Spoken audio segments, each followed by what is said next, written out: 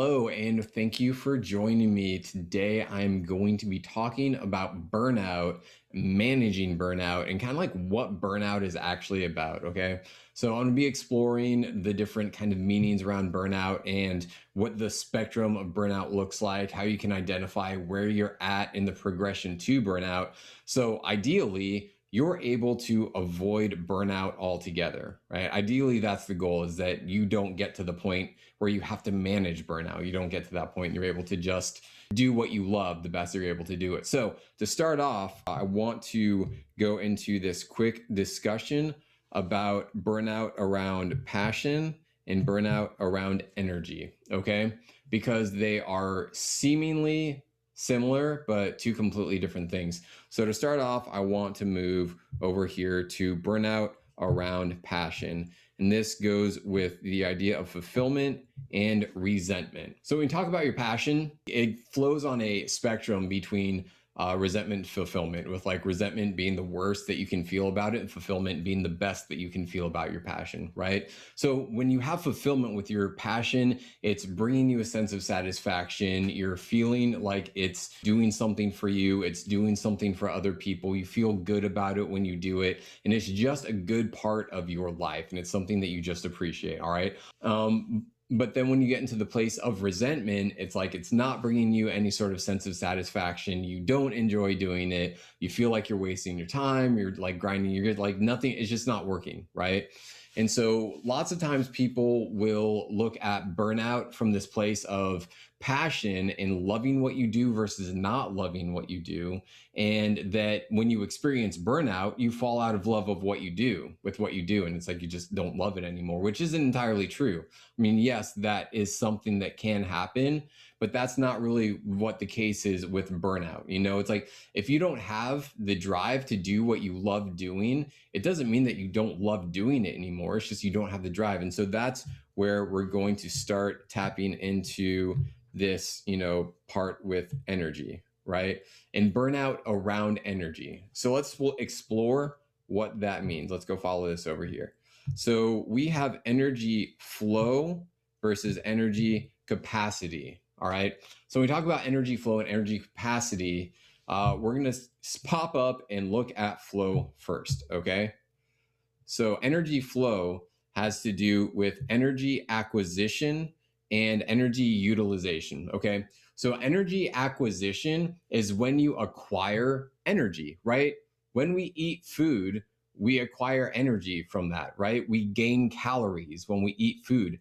A calorie is literally a unit of measurement for energy. Okay. It's not just some like describer of like if you eat too many of these, you gain weight. Like that's literally what it is. A calorie is a unit that was designed to measure like a unit of energy. Okay.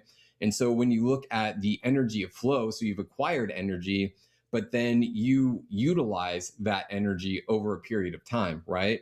And so all of the operations of your brain and body, they all require a utilization of energy.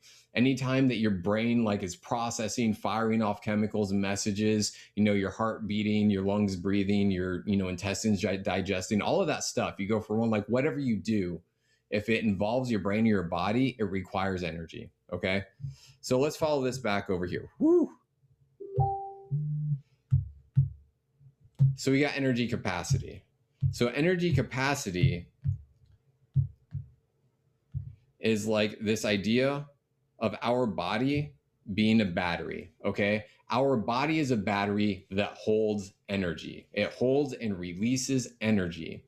And in that same token, it has a finite amount of energy that it can hold on to and that it can release. Okay. And this is a very broad overview of how our body processes energy. Okay. Like there's like entire college courses and like curriculums that are designed around the biochemistry of this. So this is a broad overview. Okay. Our body is a battery, it holds on to energy and it releases energy. So that's the capacity of it. So what I want to do now is I want to take these two ideas around the energy flow and energy capacity, and I want to tie them together, and we're going to follow this over here. Okay. So we've got our body's we've got our body's energy flow and capacity. Okay, so in this, we've got a battery that is at 70% charge. Okay, it's a rechargeable battery, 70% charge, our body, right? So this battery is powering two different things. It's powering the autonomic nervous system and what I like to call conscious actions. Okay, so the autonomic nervous system is basically all of the brain and body functions that you don't think about happening, right? Heart beating, lungs breathing, intestines digesting, all of that stuff. Okay, the self-regulated bodily actions. Okay, and then there's your conscious actions, which is the like, I'm going to go out for a hard workout, or I'm going to, do some yoga. I'm going to go for a hike, like all of that stuff that you choose to do that takes energy. I'm going to go for a long walk, whatever it may be. Those are the conscious actions that you take that are separate from the autonomous like body actions and operations that happen. Okay, the things that you actually have access to energy to. You're going to go like work on some project for an extended period of time. That is what you're using your energy for. So we're going to follow this down a little bit deeper, all right, and how this kind of stacks up.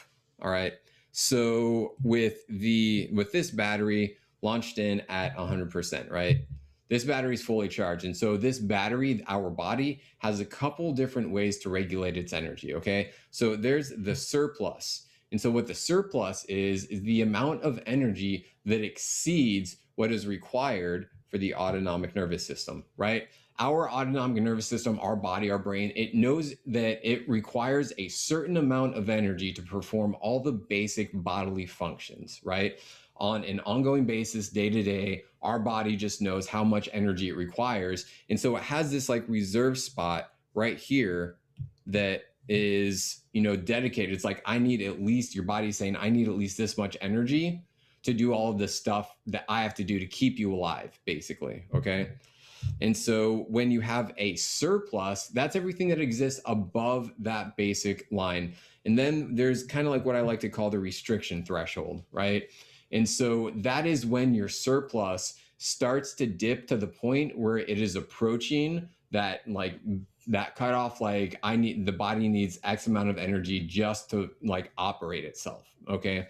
And so as we follow this deeper down and how this plays out, when our surplus drops below that energy restriction threshold, our body starts to restrict the availability of energy that we can tap into. Okay, because again, our body knows it needs a minimum amount of energy to function, and if it doesn't know when that energy is going to be like recharged, when you're going to recharge it, when you're going to refuel, when you're going to eat food, when you're going to rest, whatever.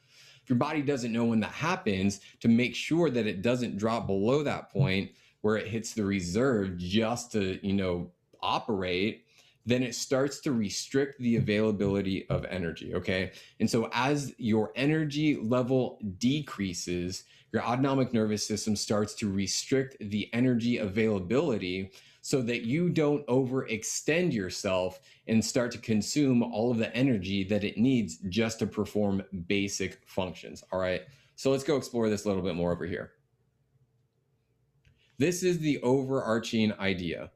The greater the restriction of energy, the lower the level of functional performance. Okay, this is a safety mechanism that the body has in place to make sure that you don't, drain your energy to the point where your body doesn't function anymore, right? The greater the restriction of energy, the lower the level of functional performance. And so that's like, if you've ever been on like a 12-hour like marathon working on some project, and you get to a point where it seems like you're just like fighting yourself to try to make any sort of progress, it's because your body is restricting that flow of energy, because it's like, hey man, I need more energy, or hey woman, I need more energy. It's like, hey, I can't keep working, I can't keep doing this stuff because my energy is getting depleted. All right, so let's kind of like zoom back out of this, all right, and go back over here into passion versus energy. Okay, because we're going to start to explore how that energy and passion interact with each other. Okay. And so we've got this basic understanding of how our energy flows and our capacity, but and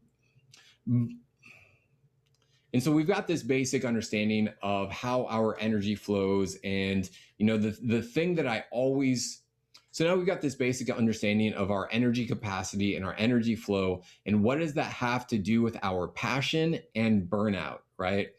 The whole reason that I created this training is because some person said, when you have passion for what you do, when you love what you do and you're passionate about it, burnout doesn't exist. And the counter argument to that is, well, when you're really passionate about what you do and you really love what you do, it makes burnout easier to achieve, which ideally you don't really want. So let's explore this. So we're talking about passion and overextension, okay? Passion and overextension.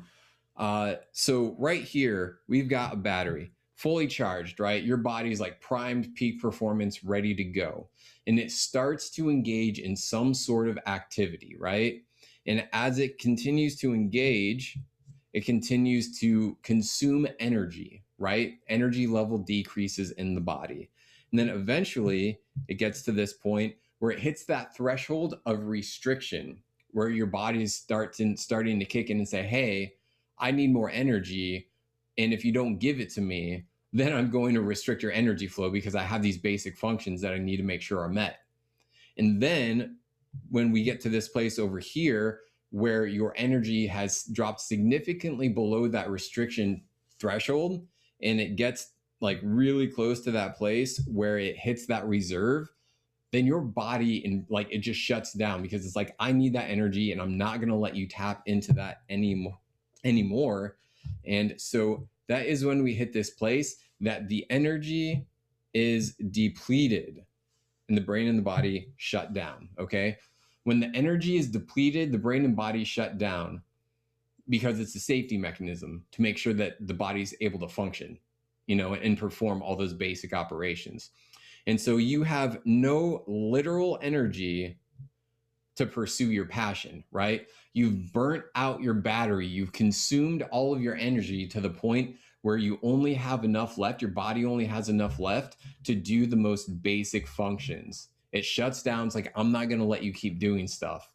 You can't keep working on this project. You've already used all of your energy. You haven't fed me. You haven't rested me. And so now I'm going to shut you down until you do that and get caught up on your energy. Okay.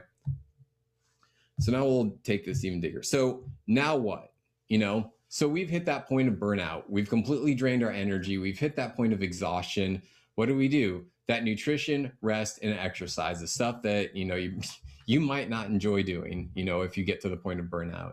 Nutrition, make sure you're fueling your body adequately and appropriately. Okay. Make sure you're fueling it adequately and appropriately in good healthy quantities at good time intervals, right? You don't want to shove 2,000 calories in your stomach at once, because then your body has to use a ton of energy breaking down that food to extract energy. Okay. So it's kind of one of those things that you really got to be conscious of. Rest. Make sure that you're resting not just your body, but your brain too. The brain takes just as much energy, like it's shooting chemicals and electricity all day, every day. Even when you're like asleep, it's still like processing. Your brain never shuts down completely. Okay. And then exercise, right? So this is the one that's kind of counterintuitive for some people. It's like, okay, I'm already tired. Why would I want to exercise? Because what happens, like, especially when it comes to like strength training, okay, is that if you've got fat stores in your body and you start to exercise, your body goes in and it starts to break down those fat stores, which is energy that has been conserved for like exactly this. It's energy conservation. When your body stores fat, it's to conserve energy for a time when you might need it in the future. Okay. That's why the body stores fat. And so if you go and exercise and your body starts to tap into those fat reserves and it breaks that down, then it can extract energy from those fat reserves. So that's why exercise works. And again, this is a broad overview of how this works, like the biochemistry and physiology behind all of this. Like, there's entire degrees about it. this is like the broad spectrum of what this actually looks like and how it flows together when it comes to managing burnout. Okay. So this is, I'll just show you the kind of the big picture here with all of this. That's my training on burnout. And like, if you, as long as you stay conscious, like this is the main thing that you want to think about right here, this passion and overexertion, pathway. If you're able to notice, like you get to this point right here where you're at 50% energy capacity and you're starting to get a little tired, stop what you're doing, eat some good food, take a nap, rest, maybe call it a day and get a good night's sleep, whatever, wind down and pick back up later. Because you'll start to get to this point of diminishing return where it doesn't matter how much time you put into it, your capacity to perform is extremely compromised. So you're better off just resting and having a healthy snack and then getting back to it later. That's how you are best served doing it. So when it comes to managing burnout and your progression on the spectrum, think about it just think about it in this chart, right? How much energy, like what's your energy level at? Where do you start the day at? Where do you end the day at? What level are you at as you progress? And what do you do throughout the day to recharge your battery? Okay. So anyway, I hope you got some value from this. I hope you enjoyed it. And so anyway, I hope you got some value from this. I hope you enjoyed it. If you got any feedback or comments on it, definitely reach out to me. And if you're interested in having a conversation about how burnout is showing up in your life, or what you're going through as far as maintaining drive with your passion, definitely reach out to me. I'd love to have a conversation to see what we can do to identify what's working, what's not, and how we can get you back on track faster. So anyway, take care.